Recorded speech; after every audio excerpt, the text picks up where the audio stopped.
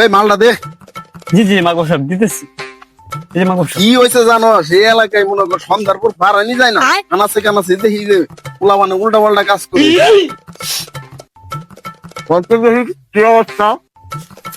মাগো সাহেব কালকে কি ঘটনা ঘটছে জানেননি? কি ঘটনা করছে ক। ওই পাড়ার কুদ্দুস আলীর ফুলা আছে না, হ্যাঁ ওই এলাকার ফুলা মধ্যে আটকেছিল, এখানে যাইয়া 50,000 টাকা নিয়া এই দরবারটা মীমাংস করে দিয়েছি। খুব ভালো কাজ এই করছো। যে নেন টাকাটা। 50,000 আছে না মাগো সাহেব এনে তো 5,000 টাকা খরচ করে নিয়েছি। তোরা আর ভালো হইলি না। মাগো সাহেব কিছু টাকা দিয়েন, এলাকা নিয়ে খাইতে। এই বেটা আমি কি মরে গেছি গা, যা লাগবে আমি তো দিমই।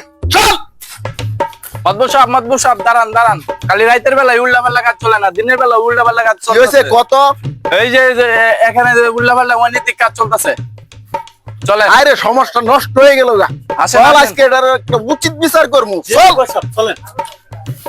মাতবর সাহেব আসেন আসেন, এই যে এখানে বাইন্ধা রাখছি, আসেন। এই দেখি দেখি মুখটা দেখি কার বলা এটা।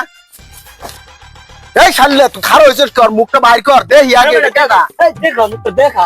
দেখেন মাগো সাহেব।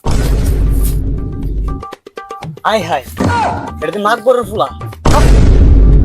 মাতবর সাহেব বিচার করেন না কে? আরে বেটা এই বয়সে একটু এসে করতেই পারে, যা এটা কোনো বিচার হইতো না। কেন মাতবর সাহেব নিচের পোলা নাকি? হ্যাঁ খালি উল্টা পাল্টা কাজ করে গোলামের মতন। চল আজকে নিজের পোলা দিকে এই বিচারটা করলো না। এই তুই উল্টা পাল্টা কিছু কইলি নাকি? না না মাতবর সাহেব আমি কিছু কই না। চল চল বাড়ি চল।